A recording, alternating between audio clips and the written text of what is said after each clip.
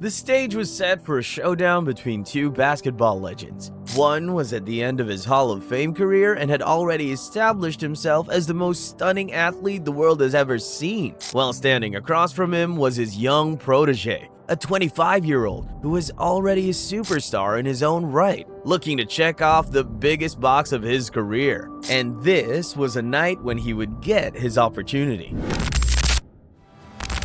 It was a 39-year-old on his last legs version of Michael Jordan versus the high-flying Kobe Bryant. In the midst of the game, Jordan dropped some memorable words on Kobe. "You can put the shoes on, but you ain't ever gonna fill them." It was like a challenge from a master to a young prodigy. And that's not just some ordinary run-of-the-mill trash talk to just some average player. He said that to arguably a top 2 player in basketball and a 3-time NBA champion in Kobe. Let's rewind to the scene. It's November 8th, 2002. The Washington Wizards, led by Michael Jordan, are up against the mighty 3-time defending world champion Los Angeles Lakers, led by Kobe Bryant. This was more than a regular game. It was a clash between two eras of basketball greatness. The scoreboard showed part of the story, but only a part of it. At 39 years old, MJ scored an impressive 27 points on only 14 shots, leading his team to victory against the reigning NBA champions. It was a showcase of his incredible skills and experience, even in his late basketball years. On the flip side, Kobe's performance was far from his best one, shooting just 38% and failing to match the brilliance of his idol. The defeat hit him hard. He felt the gap between where he was and where he wanted to be was still huge. On a night he probably had circled on his calendar for months, he failed to deliver. At least that's how he felt. Then comes Gilbert Arenas, a former NBA player who shared a story about Kobe and MJ's second-to-last matchup ever, and how Kobe took this loss so personally. In Washington, Jordan gets that win, right? Jordan hits him on the butt and says, "You can put the shoes on, but you ain't gonna never feel them." Right? He said that to Kobe. Uh-huh. The 8s, he had the 8s on, right? Yeah. You're never gonna feel them. You're never gonna feel these shoes. That's basically what he was telling Kobe. You're never gonna feel these shoes. So they say Kobe didn't talk to the team for 2 weeks. Yeah. Like he just went silent, but he was on 1 million. So they said, "Phil, what's up with Kobe? He mad at us?" It was like, "Nah, he ain't mad at you, Jordan." In Washington, it's like, "Jordan, what? 2 weeks ago?" He was like, "Yeah." He told him, he can copy him all he want and do all that, but he'll never fulfill those shoes. Hey, they was like, "Yeah, I feel sorry for next time we play Jordan." Kobe was shook. He isolated himself from his teammates and focused on pushing his limits. He was hard on himself and couldn't live with himself. You know how wildly passionate the Mamba was on his own, and getting owned by an old man was probably the worst feeling he'd felt in his entire 6 seasons in the NBA thus far. But here's the thing, that certainly wasn't the first time Michael Jordan owned a younger prodigy with brutal trash talk. Actually, he made an entire career out of it. In fact, one of his most iconic and fun Michael Jordan trash talk stories comes from the 1992 NBA Finals, when the Chicago Bulls faced off against the Portland Trail Blazers. The Blazers had a talented guard named Clyde Drexler, who was often compared to Jordan due to his similar playing style and skills. Leading up to Game 1 of the Finals, the media was hyping up the match between Jordan and Drexler as a showdown between two of the league's best players. It seemed that the narrative was that Drexler was a worthy competitor to Jordan, and the media's focus on this comparison caught Jordan's attention. During the pre-game warm-ups before Game 1, Jordan was reportedly watching a highlight reel of Drexler's plays on a television screen. As he watched, he turned to his teammate and friend, Scottie Pippen, and famously said, "You see that? They're calling him the next Michael Jordan."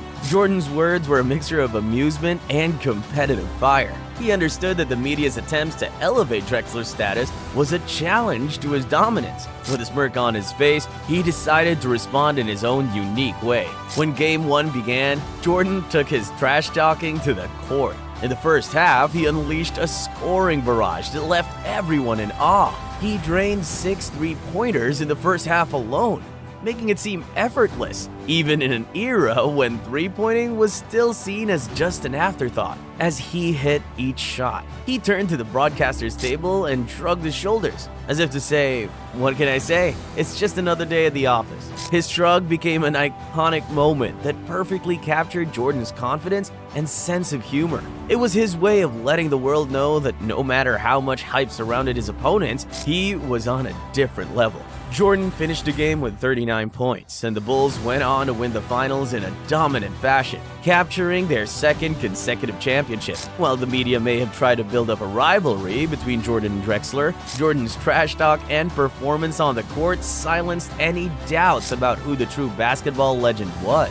This story showcases Jordan's ability to use trash talk to fuel his competitiveness and his knack for turning ordinary moments into unforgettable highlights. It's a reminder of his unparalleled skill, confidence, and ability to make a statement without saying much at all. And coming back to the story about MJ versus Kobe, Kobe might have been down, but he certainly wasn't out. Because Kobe got a second chance to face off against MJ, and that chance came at just the right moment. Because Michael Jordan was getting ready to retire in just a few weeks, as the NBA season was coming to a close. Had Kobe not gotten another shot at MJ, he would have had to stomach that L his entire life, knowing that he never got to prove anything head-on to his idol. Fast forward to that decisive day, the stage was set for a showdown, a game that would redefine basketball history. MJ's words still echoed in the air, challenging Kobe to step up, and Kobe did just that. The court was electrifying as the two giants clashed. Jordan was showing his trademark dominance, scoring the first 11 points for the Wizards. But Kobe wasn't about to be overshadowed. No way. Not again. Not this time. He had something to prove, especially after MJ's bold claim that he wouldn't be as great as him. From that moment on, Kobe took control. He scored 12 points in the first quarter, showcasing his versatility and determination. The duel continued, with both players giving it their all. The second quarter was where Kobe truly showed out. He was on fire, scoring 23 of the Lakers' 32 points in that quarter alone.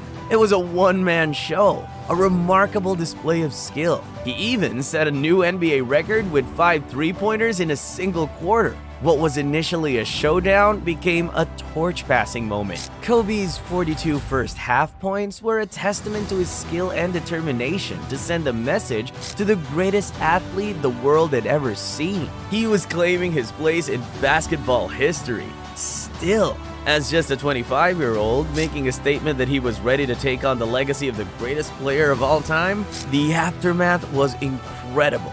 Kobe's performance was talked about for years to come. It was a changing of the guard, a passing of the torch from one basketball legend to the next. Kobe became the 10th player in NBA history to record at least 9 three-pointers in a game. We're so used to seeing guys hitting 11, 12, 14 three-pointers in the NBA today, so it doesn't sound like that big of a deal. Oh, but it was that big of a deal. If Latrell Sprewell didn't have the game of his life on February 4, 2003, scoring 38 points and 9 triples, which was just a month and a half before Kobe's 55-point explosion, Kobe's performance would have been the first time a player hit 9 or more three-pointers in a game since 1997. Let that sink in. In 6 long years, no man in the NBA had such a game shooting the ball from the perimeter. The story of that night is a reminder of the power of determination and hard work.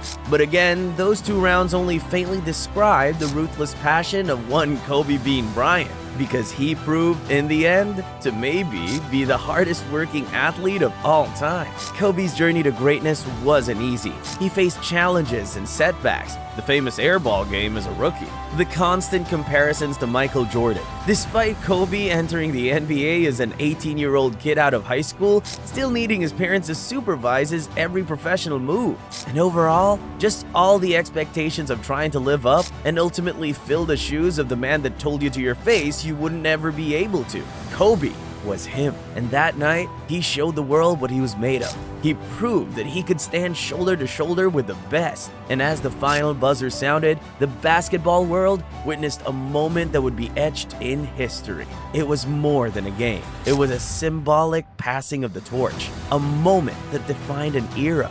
The legacy of that night lives on. Kobe Bryant became more than a player. He became a legend. His journey inspired countless young players to dream big and work hard. And Michael Jordan, the greatest of all time, acknowledged the greatness of the next generation. It's a night that the late, great Kobe relished for years and years. And it was also a night among one of his last remaining games in the NBA that MJ wanted to forget. Because this 25-year-old kid was one of the very few, or maybe even the only one, who tried embarrassing Michael Jordan and actually got away with it.